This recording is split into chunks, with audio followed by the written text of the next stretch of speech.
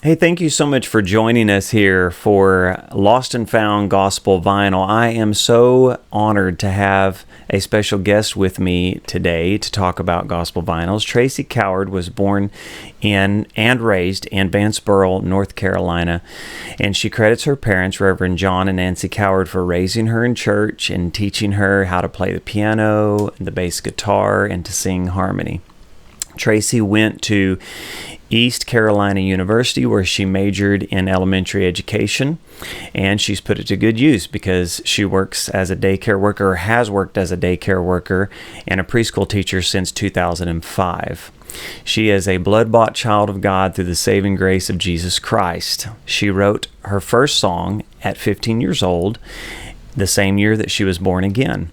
Tracy has attended Bridgeton Pentecostal Holiness Church under Pastor Kenneth Dixon since she was 16 years old. She has recorded 3 albums, one in 2016, the second one in 2019, and most recently, the one she released on June the 25th, 2021, called Praise and Press On. Her national radio single was Mender of All Things, and it reached number 31 on Christian Voice Magazine's Southern Gospel Chart in 2022. She was nominated and won the Horizon Female for the Christian Voice Magazine's Fan Award. Her single, I've Got to See Him, is currently at number 42 in Christian Voice Magazine this month. She works at Go Mix Christian Radio in Snow Hill, North Carolina, hosting her own program on Sundays from 1 to 4. I haven't been able to catch this yet, but I hope to. It's called Good Times Gospel Oldies Show. And so it is an honor and a privilege to have with us Tracy Coward today. Tracy, welcome to Lost and Found Gospel Vinyl, and thank you for joining us. Hey there. I'm so excited to be here and honored that you have me. And what an introduction. Wow. Thank you so very much. Before we get into your top 5 gospel vinyls, tell me, when did you start collecting them and how did you get into it? Okay, all my life I've attended churches where if you just want to get up and sing, you sing. And so I grew up listening to all these old songs, but I didn't know who really sang them in real life. I just know that Sister So-and-so sang Wouldn't Take Nothing from a Journey Now, or Brother So-and-so sang City of Gold, or something like that. But I didn't know who the actual artists were until in my late teens. I got real into classic Southern gospel, and I just learned everything I possibly could. And then fast forward about 10 years, my mom got me a record player. I took one of hers, and and started playing some of the older vinyls. And then more I started posting on Facebook. People started just saying, "Hey, I have a whole box of my mother's records. You want them?" Yes. Every time I thrifted, I would find more, and then the collection just grew. And currently I have 3 stacks in my floor that people have given me. I have to go through and sort and everything. So I just fell in love with it. I also like to go to thrift stores. I just took a trip down to Baton Rouge this last weekend. I hit up, 4 or 5 thrift stores. What's the going price for a typical gospel vinyl in your area? Goodwill's like 79 cents. Salvation Army's 25. I have a secondhand store I'll go to that's like independently owned, and it's varying various prices. I have paid up to 5, though I'm a real cheapskate. Really, really am. I have to really want it if I'm going to pay $5 for one of these vinyls. But yeah, it's about 25 cents to 79 cents. If you hit a gold mine, I usually get everything there. And what I can't use, I take it to the station. Wow. Okay. So if you can talk about that for a minute, we were emailing back and forth when we were setting this up, and you said at the radio station you work at, it sounds like you have a vault, if you will, or a room. How many vinyls do you have at your fingertips at the radio station? Well, I could not tell you. It's 2 huge, one huge room just full of it. And then the room downstairs, the whole wall from floor to ceiling is just packed. So we keep the what we call the best of the best upstairs, and then we keep the people that we don't quite know them, but they're singing about Jesus, so we can't get rid of it. So we put it downstairs to go through at a later time. So a couple thousand, I would say, at least, if not. We have a lot. It's interesting how I go to these thrift stores, estate sales, or wherever, and same, it's $1 or less per vinyl. And my thinking is, y'all just keep the prices low so that we can buy these up.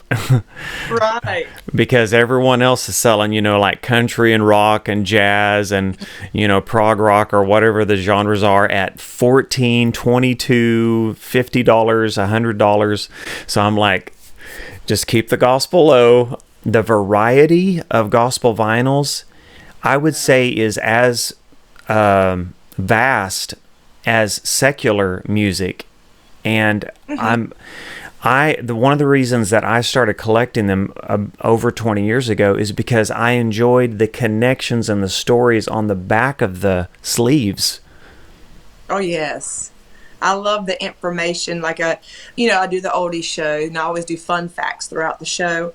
And I'll sit down. I'll sit here for hours and just look through and just learn stuff. You'll learn stuff you never knew, by going through some of these things. Like, I've heard of the Hemphills all my life, but then when you open it up and you hear the story of how Joel wrote, We'll Shake Hands, he's got that in there and stuff. It's just wonderful. It's just a wealth of knowledge, and it's like a treasure every time you find a new one.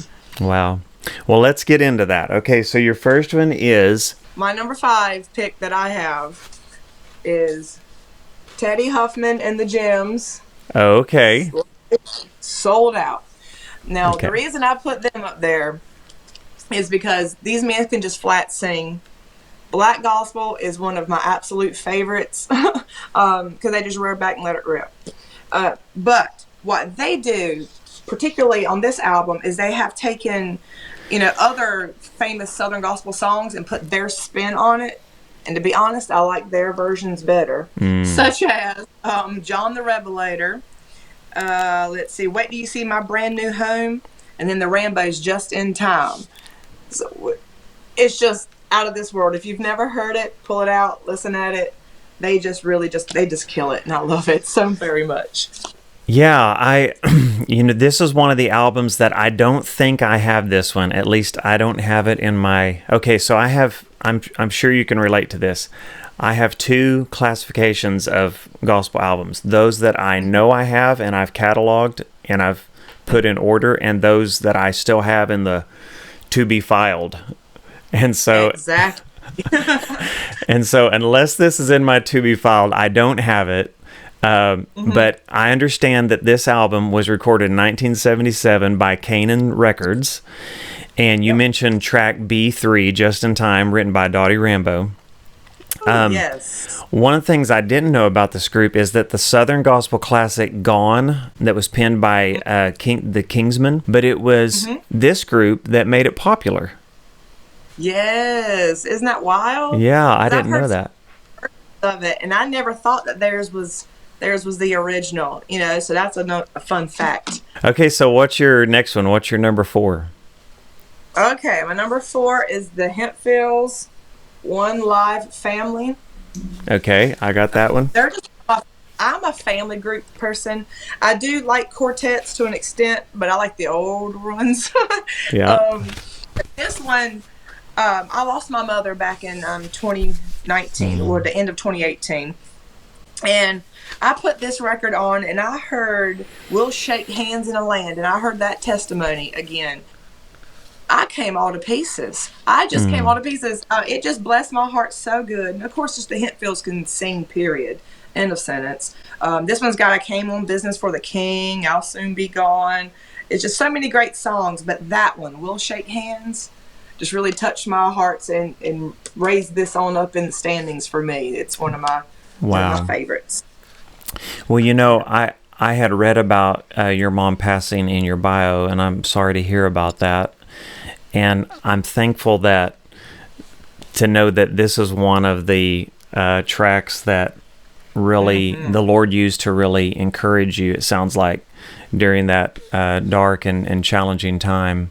So for people that haven't heard this, can you just kind of give a little summary of what the story was about for We'll Shake Hands? Yeah, for We'll Shake Hands, he was talking about how, when his mother died, or his father rather, it was his father, and what peace he had, and just knowing that this was not it. That feeble hand that he sees right here, he's going to see him again, but he's going to be running and shouting and having a time. What you see now is not what you're going to get later. And it was just so encouraging to me, knowing that my mom, as little old and frail as she was there at the end, where she died unexpectedly, but she was still battling some things.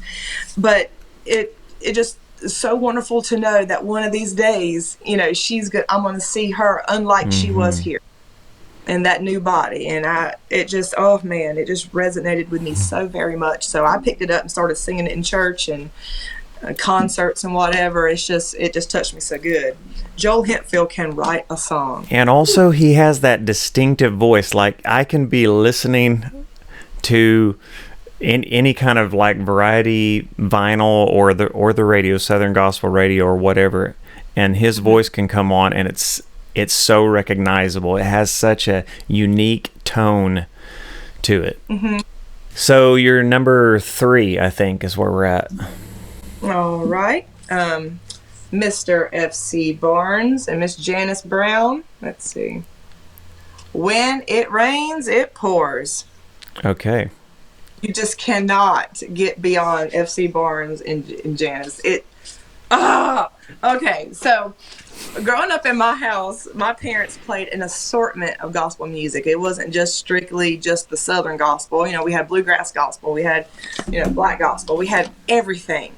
But with F.C. Barnes being so close to home and, everybody kind of sort of knowing him, knowing of his ministry rather, it was just a staple in my house.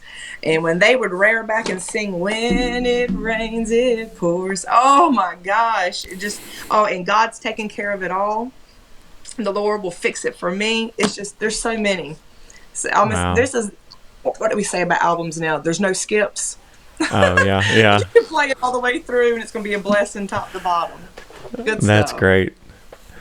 So I understand this one was recorded in 1982 by Atlanta International Records. Now, he recorded other albums, I noticed when I was doing some research on him. Oh, yeah. He had F.C. Barnes and Company, which is him and the younger girls later on. And then they put out Rough Side of the Mountain, which is probably his biggest hit. He's most known for Rough Side. I do not have a copy of that one. Okay. And so I checked.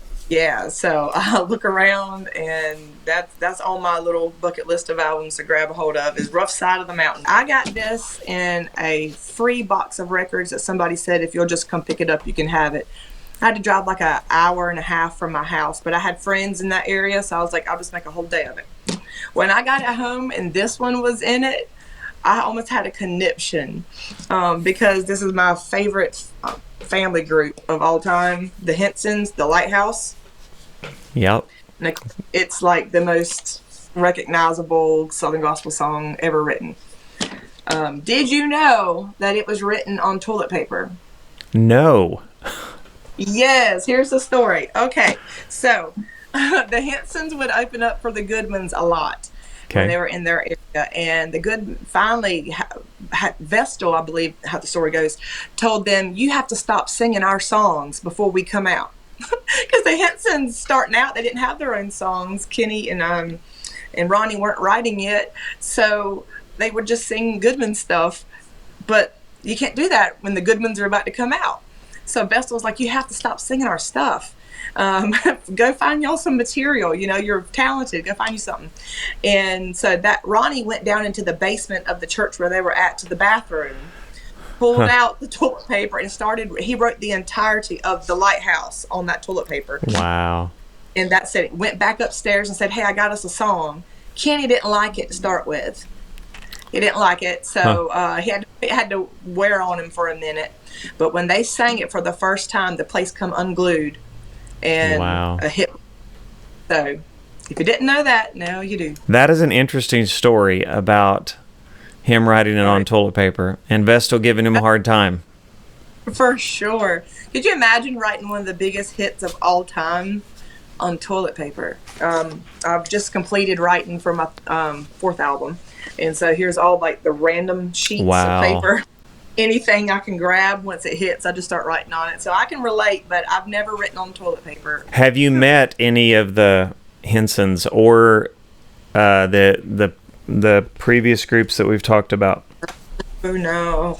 Now Ronnie does come down to our about an hour and a half from me in Coleraine quite a bit, because McCrae Dove from the Dove Brothers pastors that church, so he'll have several different groups. But I do a whole lot at my own church, so it's hard for me to leave on a Sunday morning to go somewhere else unless I'm the one singing. So I always miss him, but I say one of these days I'm gonna skip out and I'm gonna go meet him. What's your number one? Okay, now, like I said earlier, I'm super duper cheap, very thrifty, don't like to spend very much on vinyls.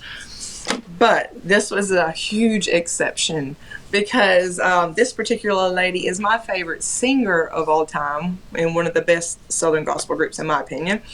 And there's not many of these records around. I think there's only 2 or 3 left on the internet, period. And I was sitting in church. Well, actually, I was on the bass, and I keep my phone by me if somebody in the church needs to tell me something on stage. And it comes on my phone that this record was taken out of my cart on the website that I had it. And I said, "Excuse me." My heart started going nuts, and I got real upset. So I excused myself and went backstage.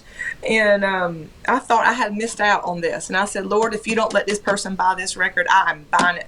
First thing in the morning, first thing Monday morning." So it was still there. I bought it. Here it is.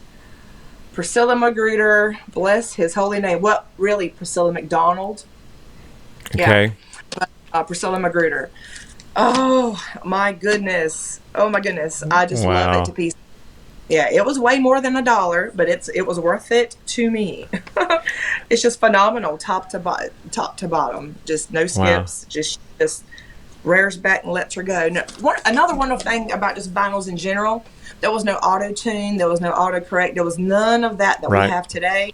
It was just musicians and a singer in a studio, hit record, and you just get pure talent. So all of these, just pure talent. There's no faking it.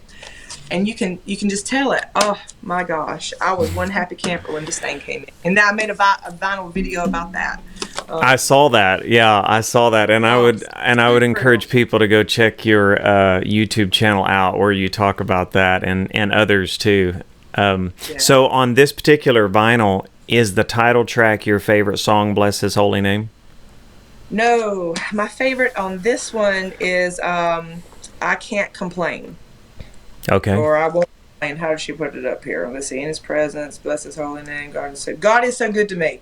But the end of the chorus is I can't complain. But God is so good to me. Oh, look at her when she's young. Oh my gosh.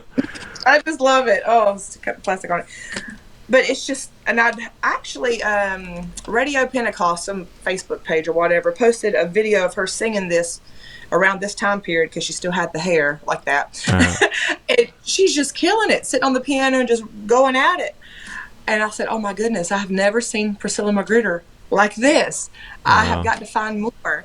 And I found a website that had recorded in some of these tracks. And I said, well, this ain't good enough. I need the whole thing. So thank God somebody on Discogs. Do you ever look at that website? Oh, yes. Oh, yeah. Somebody up there had it for sale, and so they hooked me up. But it's just wonderful. The woman was so talented. Mm-hmm. So I noticed I was not able to find a date that she recorded this album. I know. Mm-hmm. I know, because when I was going to, when I did the video, I could not find, there was a date. There wasn't a date on anything, not the actual vinyl, not on the sleeve, nothing. So I have no idea. I just know it was prior to marriage, so... Yeah, and so, but it does say it was recorded by Harvest Time Records, which is a label that the United Pentecostal Church from, I believe, St. Louis, Missouri, they had they must have had a studio there. Certainly they had a label there. So Well, actually, she was from California. okay. So, and then moved to Missouri. She was born and raised in California. I thought that was, different. Because a lot of Southern gospel, now the Hinsons come from California also. So I noticed that. Yeah. They on to the Bible Belt. But, right. Yeah. But, so that must have been prior to marriage, but yet after moving to Missouri. So, Lord only knows. But I was shocked to find that the Hinsons came from Freedom, California, because they sound Southern. I know they have the Southern accents and everything, but it was California. So I actually found that out when on one of the videos online they did like Nashville Nell or something, and they were interviewing Yvonne, the sister, and that's when they were talking about coming from California, and I was like, wait a minute, Southern gospel usually don't come from California. Okay. Well, we've had an opportunity here to just kind of unpack 5 of your favorite vinyls, and I can't thank you enough for taking time to do this. Everyone, this is Tracy Coward, and we're all the way in Oklahoma, and so I noticed that I looked at your schedule, and I would encourage people to go to your website, tracycowardmusic.com, right? Yes. They can find more information about you, see your schedule, and then also download music that you sell on Amazon Music, Apple Music, and Spotify. Oh, yeah, I'm on all the streaming platforms. The first album I made's not up there. That was just like a homemade thing I did for my mom. So she was very happy about that. But my 2 studio albums are online on all the streaming platforms or the physical copies from my website. Wow, great. Great. And also, whether you're in the area or not, you can go to gomixradio.org and check out the radio station that she works at there. The Gospel Oldies, can you catch reruns of that online, or do you have to catch it live? Oh, it's live, but you can hear us all over the place by streaming it from our website or the MyTuner Radio. You can get that app and listen on all your devices. And we have a oldies streaming station, Go Mix Gold. So we play 24 hours a day, all this oldies goodness, all the vinyl goodness. And this year I'll be putting in a lot more music, Lord willing, fingers crossed, into that lineup. So it's a really good thing. So all that's on our website. Tracy Coward, everyone. She is on Facebook, Instagram, YouTube, any other platforms? Those are my main 3. Okay. So please go check out her music, her channel. And Tracy, thank you so much for taking time to be with us here today and share your favorite vinyls with us. I really appreciate it. Well, thank you for having me. I have enjoyed it. Thank you so much. Thank you so much for watching. Until next time, keep putting the stylus down, turn it around. For Lost and Found Gospel Vinyl, I'm Kevin Vogel, and I hope to see you very soon.